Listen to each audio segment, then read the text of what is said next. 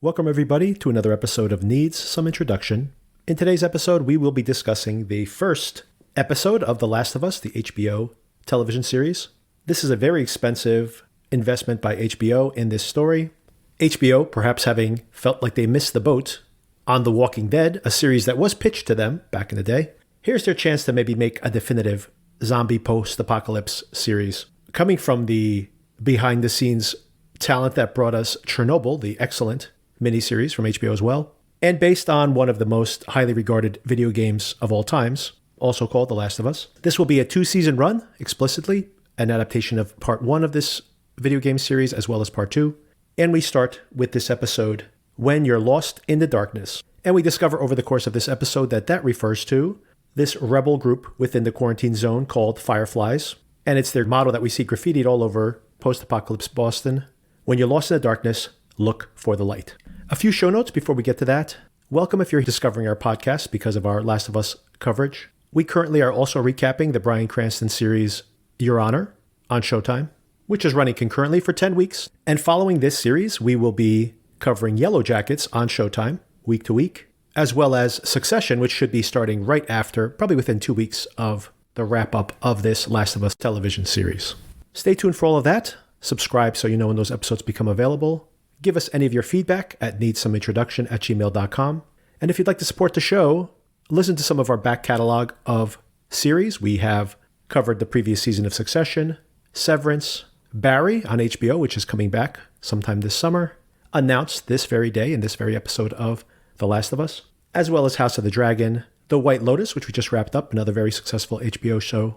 And if you're into science fiction, we recently also wrapped up The Peripheral, the Amazon Prime series, from the same creative team of the now canceled and defunct Westworld here on HBO. So a lot of content to track down. Please do look through our back catalog to catch up on some of those if you're new to the podcast. And with that out of the way, let's get into this breakdown of the episode.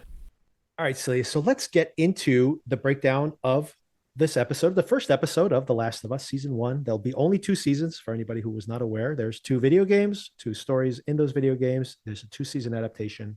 This one's called When You're Lost in the Darkness. And this references what we find out over the course of this show is the graffitied motto of these Fireflies, these rebel group in this future, or actually, I guess it's an alternate present Boston, which is in quarantine. The full reference is when you're lost in the darkness, look for the light, presumably being the Fireflies. I always try to figure out if there's any kind of hidden meaning in the title. In this case, I think it's pretty straightforward. So we begin in this fake news panel, scientific news program, where these doctors are discussing what might be future threats to humanity.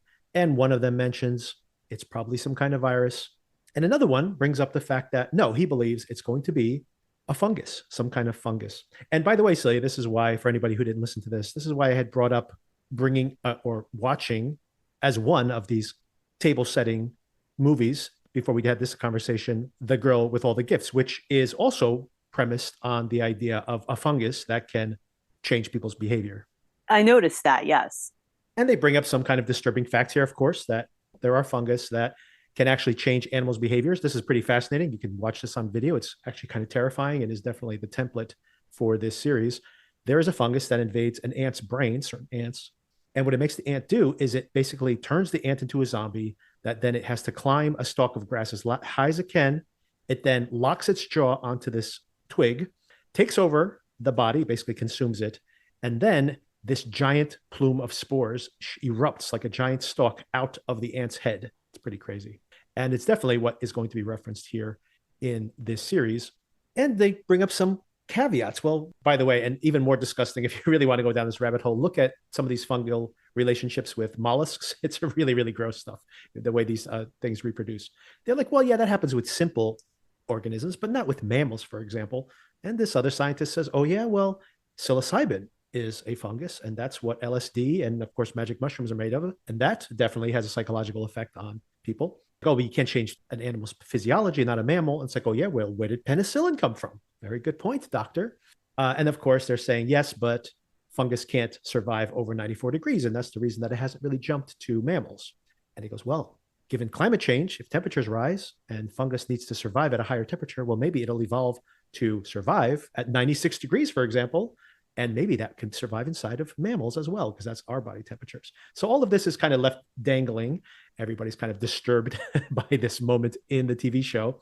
I think that's a really good way, though, to start Oh, the yeah, series absolutely. Mm-hmm. because it'll explain everything that's happening later. I like that Yes. they don't over explain it, like go Yes. another Mm-hmm. 3 or 4 minutes in, because I'm still not sure what's going on in this reality that I'm watching. And I didn't look up the video game. I have no Right. idea what the storyline is.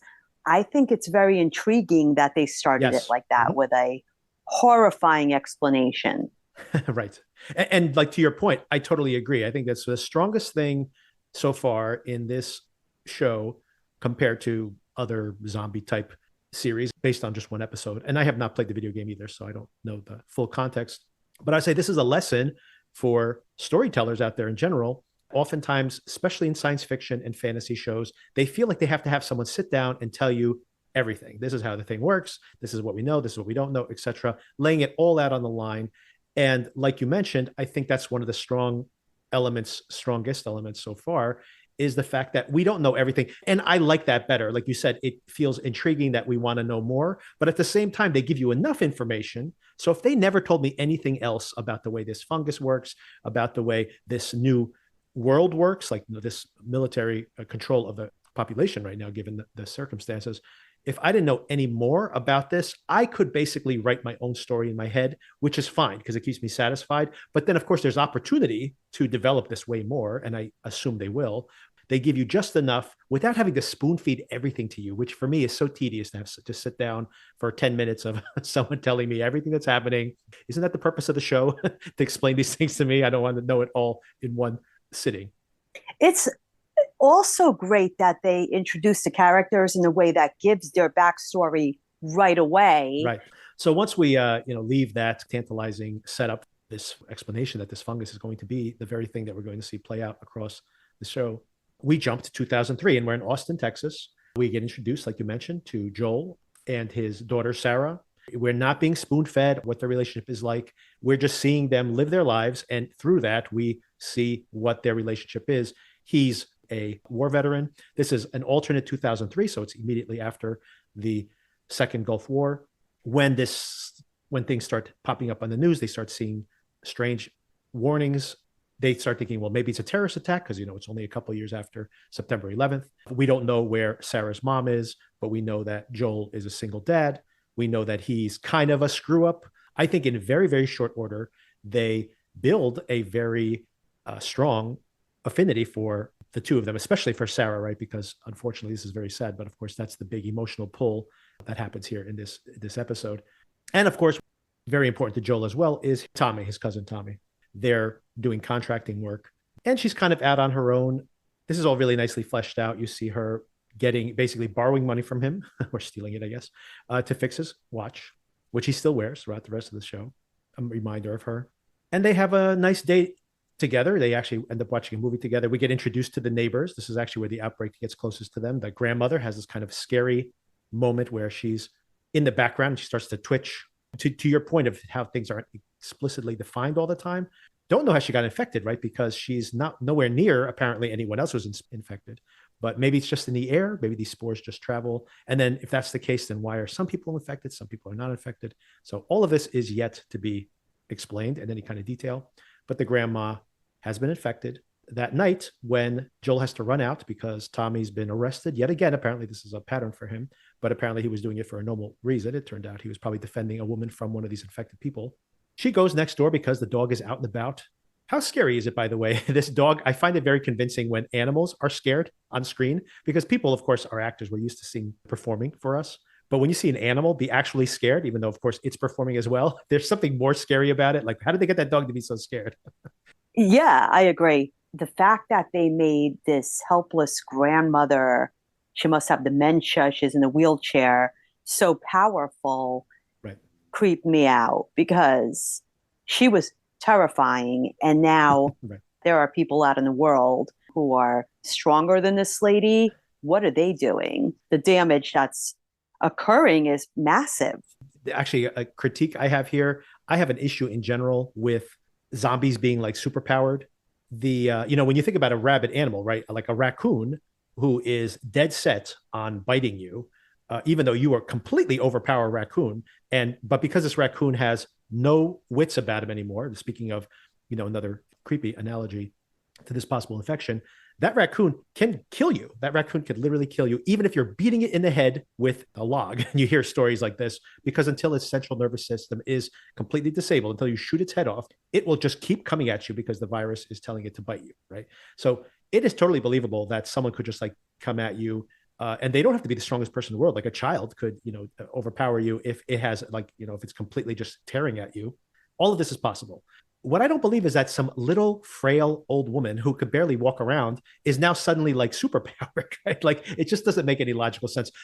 That's why if she can do this, then someone who is much more powerful, in my head, I'm assuming that they are way more dangerous than when we were looking at what she was doing, and she was terrifying. Yeah. And I mean, I just have, it's a pet peeve of mine that where the zombies suddenly are more powerful than they were, like I have no problem with them being equally strong as they were before. That's dangerous. And that's dangerous enough, but that they could suddenly like sprint across the house on all fours. I'm like, I don't know. I don't know if that really works out in my logic, but that's just me nitpicking, just nitpicking. In general, yes, it's an effective scene. But I personally find it even scarier that this fungus is like coming out of her mouth. These like tendrils are coming out. Imagine it's just your grandma sitting there and you just got too close to her. You leaned in and she just like sunk her teeth into you, right? And then your jaw is the most powerful muscle in your body. Just clamp on. That's how, wolves kill their prey, for example. They just clamp them and they just sit there and they wait until the animal dies. So that I could buy, that she can like leap across furniture. I'm not so convinced. That's my nitpick. But it worked because it was very creepy. Yeah. And then given that, by the way, I'm not even sure like a bash to the head would have like really taken her out. She's super powered now, right? So anyway, that's once again me nitpicking here, nitpicking. And then we have them get into this car and we get this really cool extended sequence, very reminiscent of Children of Men, another film that I recommended here as kind of a preamble to this I series. love Children of Men.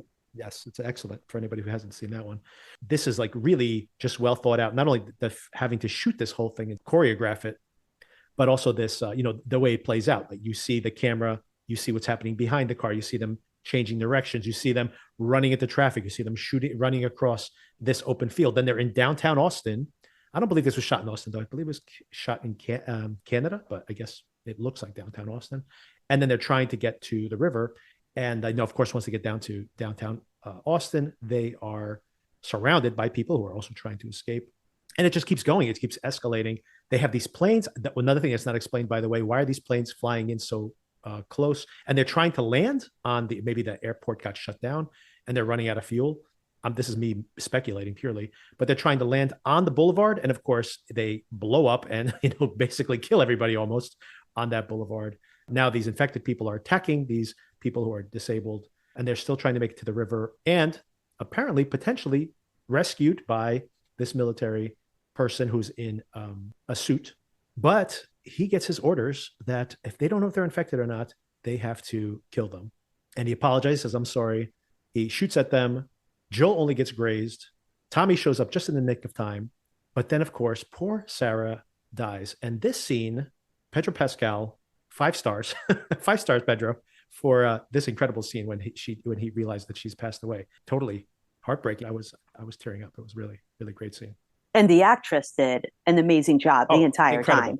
Yeah, I touched on that briefly at the beginning. I forget where I've seen this actress in something before as well. A British actress, by the way, if you stayed and watched the bonus material at the end. It's so funny they get all these British people to play Americans, but it happens over and over again. Anyway, you fall in love with this little girl over the course of just this half hour of TV. So you really feel it because, of course, you really have to feel that because that is the thing that has turned Joel into this mercenary in the future. He really has no reason to live anymore, but he somehow trudges on. I guess Tommy is his one reason to continue. Then we jump ahead 20 years. It's an alternate present. We're in Boston now. And interesting that, after only 20 years that you see how nature has kind of overwhelmed public places. And this is an interesting documentary series that kind of showed what the world would look like after 20 years without people, 50 years without people, et cetera. And it's pretty amazing how nature will just kind of reclaim a space pretty quickly. Maybe that's a metaphor also for this fungus getting, eradicating us as well from Earth. Overbrook, is that what it's called? The mental hospital near us. It was, yeah. That was abandoned for not even 20 years. And we used to ride our bikes through there before they put the new development there. There's all those new condos there now. But it was incredible. The roofs had collapsed. Trees were literally growing from the middle of the buildings, like full grown trees. You could have just shot the entire Walking Dead there without any set decoration at all. But it's, We used to run through there at night. yeah, I mean, imagine like 20 years later how it had completely uh, been decimated by nature, just reclaiming everything. The sidewalk was all cracked because the roots were just spreading. The trees were getting bigger, and it basically had consumed the entire space. So it's pretty amazing to like see also now the city all overrun and destroyed, and nature just kind of crawling everywhere, overgrowing everything. And we see this little boy emerges from the woods and he finds the quarantine zone and they bring him to the facility. And we find out this is the process, right? This is the intake process. They check to see if you're infected or not. The screen turns red. They say, we're going to give you a little bit of medicine. This very sweet lady who's trying to make this as painless as possible. And then you can play with as many toys as you want. You can eat any candy you want. Very sad, because what they do is they either kill him with the drugs or just knock him out, and then they incinerate his body. And Joel apparently is on the cleanup crew. He's taking any odd jobs he can. So this He needs isn't money, even yes. an organized cleanup crew. It is pick a job the day before. You're like a temp or something for just random jobs that they have around the city just to keep the city from completely collapsing in on itself. He takes jobs wherever he can, but that is a disturbing job. The partner Right. he had, which we end up seeing as his partner, romantically can't even do this job. It's so morbid. Well, specifically with the little boy, who was probably a bridge too far for her. He reluctantly does it, but he's probably dead inside at this point, many times over. Like you mentioned, he's probably taking any job. The more unlikable the job is, the more likely he is to take it, right? Because he actually wants And to it earn as much pays money. more. I mean, I He don't needs the think these money, people have exactly. job He's just trying to. security. They're just everyone trying to survive out there with no family left. I'm sure they just get rations from the It comes military. off like a It's concentration camp, though. They can't leave it. People can't come in. Well, I mean, that's basically what it is, right? Imagine that the only people who can be inside are people who are not infected. To enter, you need to prove that you're not infected.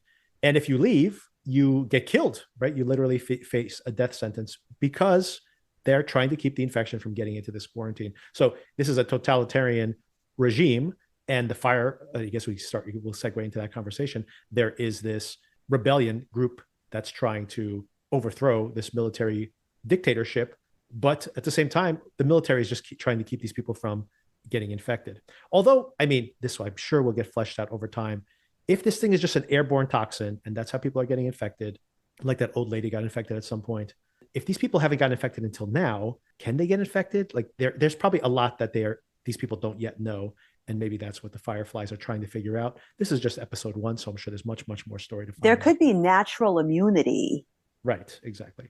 And then if that's the case, then some of these people should be able to move in and out. But at this moment in time, even though it's 20 years in, apparently they don't know enough or have enough confidence to let people to even enter and exit, right? You literally face a death penalty for trying to sneak in or trying to sneak out. Either way, you get a death sentence from the powers that be. He's trying to get as much money as he can. We start seeing that graffiti around, the one that I mentioned in the title of the show. He's part of some black market smuggling drugs from other facilities into the compound. This is how he gets his way to sneak in and out. He apparently has this one soldier that he's kind of befriended, really, because he's a drug dealer. But he does warn him to stay off the streets at night because they're doing extra rounds to try to control this rebellion, the Fireflies. And then little by little, we kind of discover that really what he wants to do is he wants to go and find Tommy. It's interesting the way you, once again, can connect the dots and figure out what everybody's jobs are. You kind of figure out that he's running drugs, and that's how he's getting around these loopholes or creating loopholes that he can go through. You find out that Tommy apparently is outside the wall, and he is heading to some tower somewhere in was it Montana, Wyoming, somewhere in the Midwest. And he hasn't responded, and normally he responds within a day. So you figure out from that it's something that happens regularly. So this is not surprising. They've been in and out of that compound multiple times. once again, if they can do that without infecting people, then maybe this is too much control. Maybe there's a reason this rebellion is trying to break out from this oppression. And also, we find out, for example, that there's this radio operator who's able to get messages in and out. They use codes to get messages in and out via, I guess, playing music for each other. And there's codes that are inside the music. That's going to play out a lot here. You're going to hear lots of songs from the 80s, I have a feeling, on this in this TV series. And what code was that? Trouble? 80s, yeah. 80s means trouble, which Ellie cracks, but we haven't met Ellie yet. So we find out that there's this way of communicating through these songs. There's a radio operator that's kind of getting messages in and out. There's this network of people that are smuggling things across borders. So there is a way to get across not only military people, but other peoples as well. There is this mystery as to why are some people infected, some people are not. Don't you think it's interesting how even up to the part where you're describing the plot, you start noticing that if you tear down society, you get camps of people that either want to change everything that came before or just want everything to stay the same or are trying to use this as an opportunity to take power for themselves. Like all of this is playing out. Oh, yeah, absolutely. And I think that is, once again, watching this uncomfortably in the context of the pandemic, a lot of resonance here because you see those exact factions break out. You had people who were having armed responses, not because they were being like walled in and military people were making them stay inside their homes. They had people who were saying like, I am going to take arms and overthrow the government because they want me to wear a mask. You know, it's like okay, maybe you've taken, but don't get me wrong. Their concerns, their fear is that you're on a slippery slope to that extreme.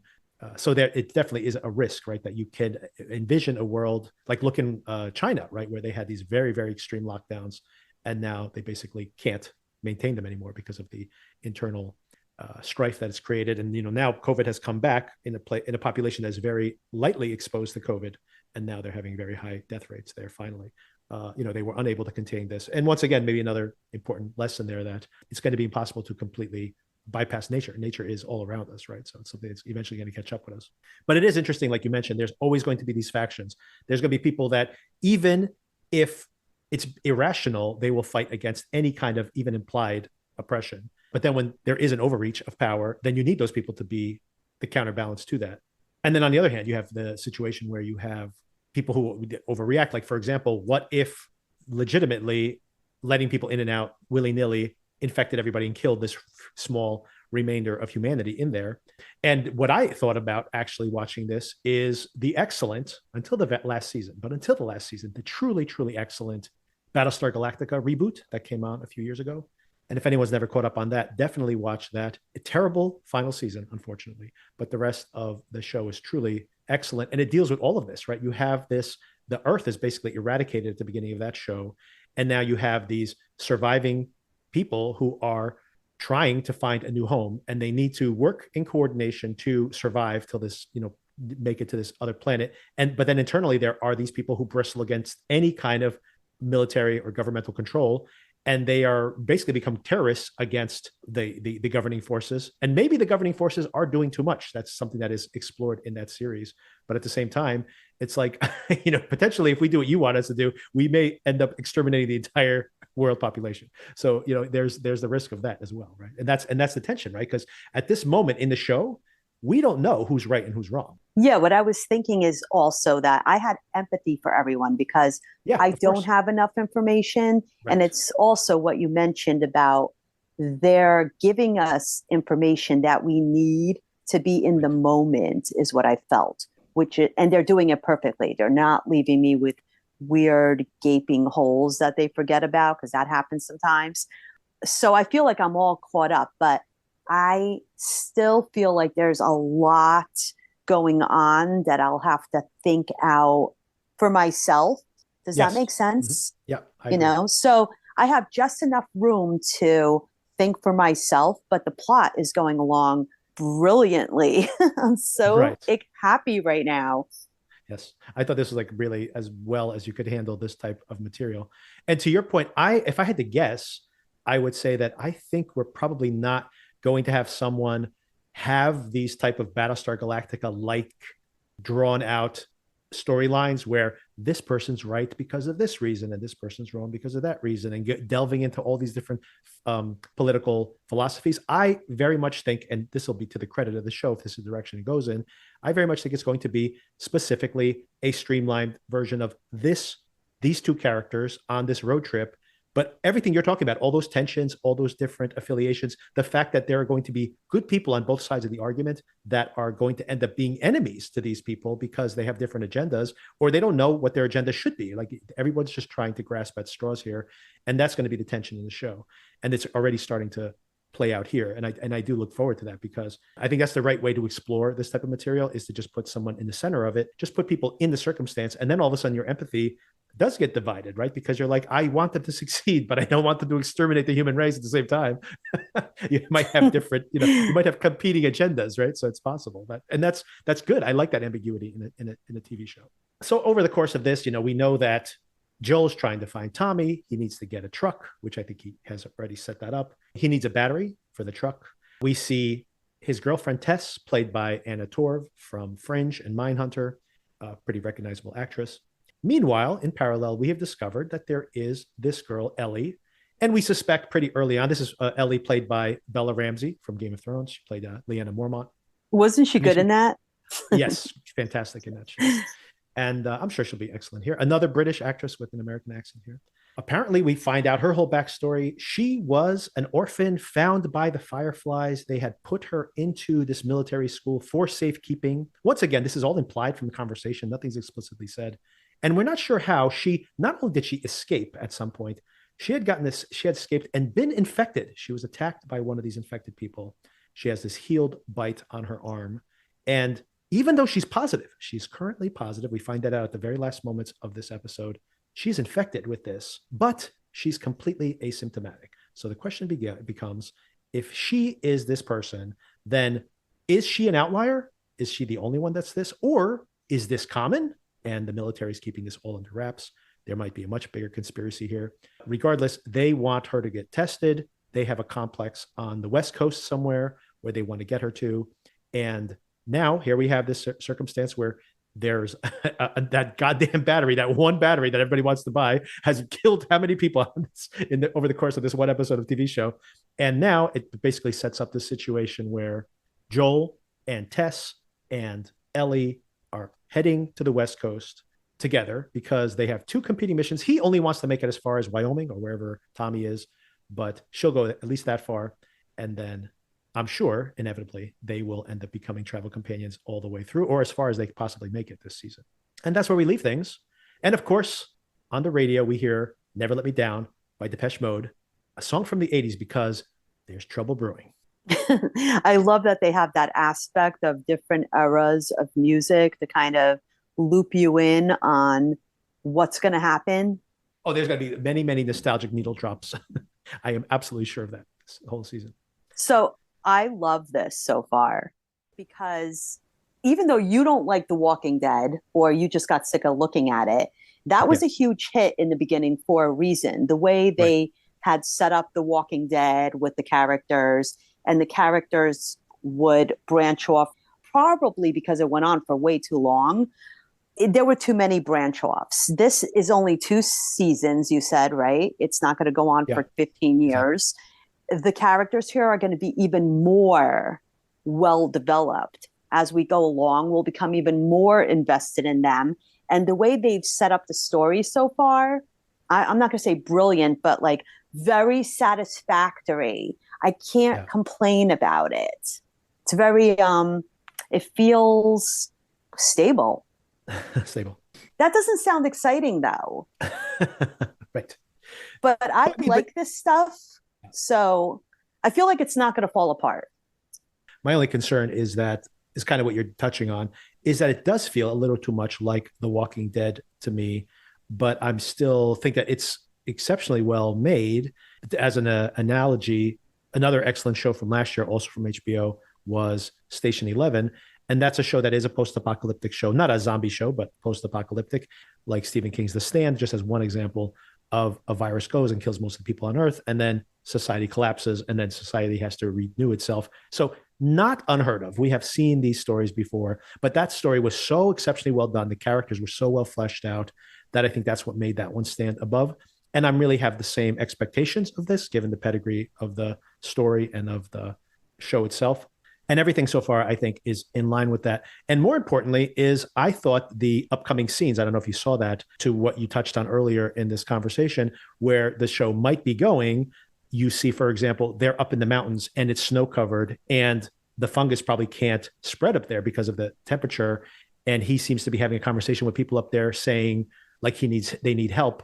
And they're like, we are okay. Like, we are safe here. We don't want to get involved, right? And we see other vignettes like that in the coming this season scenes.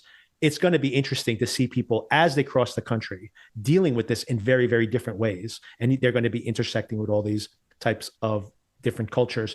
The thing I ended up getting tired of with The Walking Dead, obviously, what appealed about that series in the first place was this very theme. What happens to society once you collapse? What happens after that? And I felt with The Walking Dead, it was really so one note.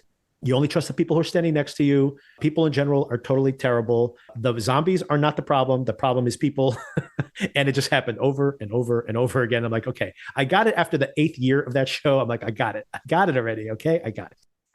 Well, that show turned out to be more of whenever I see it, I would think comic book, because there would be different camps of people and they had their own way of thinking and their own way of torture. I don't feel like that's going to happen here. I feel like they're going to follow these people through the world, like you were saying. That would be so cool, by the way. I hope that's what's going to happen. And I love your analogy of how everyone in different cultures are progressing in the situation. Right. But I feel like we're going to be following a small group of people, and we're going to see that through their eyes. This feels more personal to me. Yeah, I think ideally that is what I want to see the show be. Basically, I guess I just solidified that in my own mind. The thing I want the show to be is exactly that. These people become our surrogates. It's the way to look into that. And then as you keep running into these different communities, these different people they run into, you see different ways that they're dealing with it. And like you mentioned, in this Boston circumstance, everything's in lockdown. That's how they're dealing with it. But that's not how everybody across the country is going to be dealing with it. And seeing all these different, the successes, the failures of all those different communities, explored in the background as we just have this one mission that they're on to find out, why is this girl different? And can she somehow save this, or change the circumstance? And of course, people are going to be vested in maintaining things as is. They're going to be afraid of what change might mean. Or she could be a threat to their current power structure, right? So she's going to have lots of targets on her for different agendas. And I think that's what's going to happen over the course of the show. And we have 9 more episodes to explore all of that. Excellent. I hope they're not all an hour and a half long, though. I do have to that say. was really long. Yes, I know. Yes. I was watching it last night and I'm like, I'm staying awake. Well, I had no trouble staying awake because I was very invested, super interested. So I hope that everything that we just talked about, like how this is going to go forward, is what happens. Because how cool would that be? I like when plots are simple but complicated. Simple enough that you understand the plot and it doesn't divert into locations it really didn't need to go, but complicated enough that you can see things for yourself. If we can see what's going on out there through the eyes of these people, just these few people, not 100,000 people, that would be amazing. Yeah. And I'm looking forward to it. Very interested so far. Yeah. Okay. All right. Thank you for the conversation. And we no will problem. Okay. We'll touch base again next week. Bye-bye. Yes. Bye.